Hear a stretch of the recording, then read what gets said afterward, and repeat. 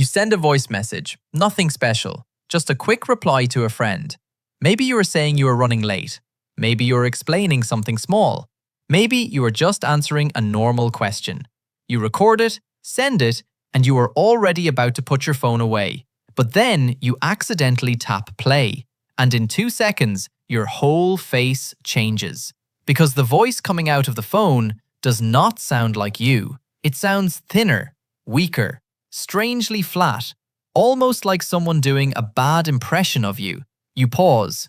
You listen again. Maybe the speaker is broken. Maybe the app compressed the audio. Maybe your phone did something weird. But no, that is you.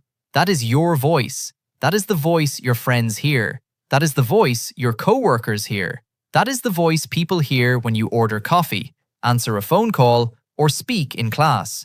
And the first thought is always the same. Wait, do I really sound like that? For some reason, the answer feels almost embarrassing. You can look in the mirror without falling apart. You can see old photos of yourself and survive. You can even watch a bad video of yourself and laugh it off. But hearing your own recorded voice feels different. It feels personal. It feels like betrayal. Like your body has been secretly walking around the world with a voice you never approved. A public version of you. A version that everyone else knows, but you barely recognize. Most people think this happens because they are insecure. They think they just hate their voice. They think something is wrong with how they sound. But that is not the real problem. The real problem is much stranger. You do not hate your voice because it is bad.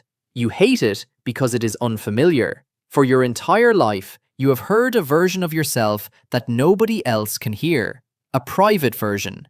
A version that exists only inside your head. When another person talks, their voice travels through the air. It moves across the room, reaches your ears, and your brain turns those vibrations into sound. Simple, normal. That is how you hear your friends, your parents, your teachers, your boss, everyone. But when you talk, something different happens. Your brain gets 2 versions of your voice at the same time. One version comes through the air, just like every other sound. But the second version comes from inside your own skull. When you speak, your voice vibrates through your bones, your jaw, your face, your head. Those vibrations travel straight to your inner ear, and they change the way your voice sounds to you. That is why the voice inside your head feels deeper, warmer, fuller, closer. It does not just sound like you, it feels like you. It is not just a sound from outside, it is part of your body. That is the voice you grew up with, the voice you use when you think, the voice that follows you everywhere, even when nobody else is listening. It is the voice you have trusted your whole life. Then you hear a recording, and suddenly, half of that sound is gone. There is no vibration through your bones, no warm inside layer, no private bass, no feeling that the voice is coming from inside your body. All that is left is the outside version, the clean version, the version everyone else has been hearing this whole time. And your brain hates the mismatch. It recognizes the words. It recognizes your laugh. It recognizes your little pauses. It recognizes the way you say and like and you know, but the sound still feels wrong. It is familiar and unfamiliar at the same time. And that is what makes it so uncomfortable. You are not just hearing a voice. You are meeting the outside version of yourself. And that version does not match the person you carry around in your mind. Inside, you may feel calm. Outside, you may sound nervous. Inside, you may feel confident. Outside, your voice may crack. Inside, your sentence felt smooth.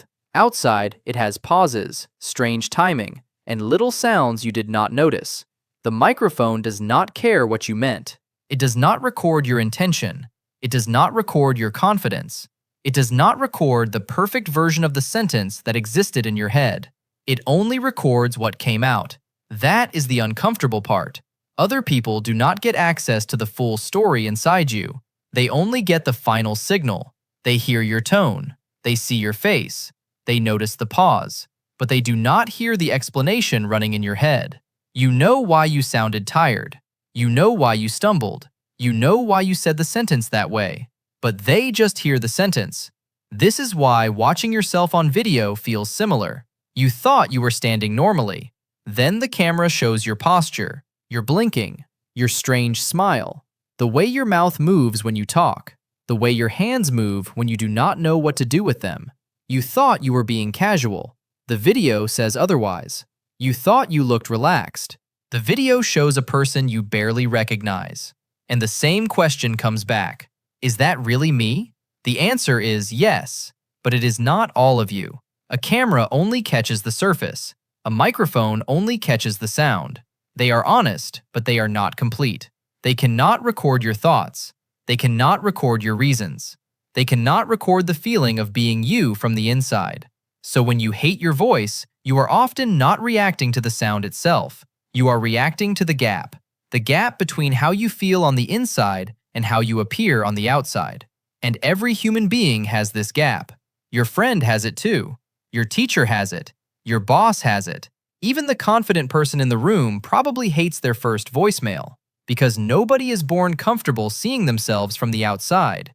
It feels unnatural at first, almost like hearing yourself as a stranger. But here is the good news. Everyone else is not hearing what you are hearing. They are not comparing your voice to your private inner version. They do not know the deeper voice in your head. They only know the outside voice. And to them, it sounds completely normal. You hear the recording and think, that is not me. They hear the same recording and think, yeah, that is exactly you. Your voice sounds strange mostly to you, not because it is ugly, not because it is broken, because you are the only person with two versions, the inner version and the outer version, the private you and the public you, the one you feel and the one the world hears. The more you listen, the less scary it gets. Your brain adjusts. The outside voice slowly stops feeling like an intruder. This is what happens to singers, speakers, actors, and people who make videos. They do not magically love their voices. They just survive the awkward phase. First, you cringe. Then you tolerate it. Then you notice what you can improve. Then, one day, it just sounds like you. Not perfect, not movie star smooth, just familiar. So next time you hear your voice on a recording, do not delete it instantly. Pause. That is not a bad voice. That is not a broken voice. That is you from the outside. For a moment, you are hearing yourself the way the world hears you. And maybe that is uncomfortable, but it is also useful, because the less you run from that outside version, the less power it has over you. Your voice was never the enemy. You were just meeting yourself from a direction you are not used to. And the first meeting is always a little strange.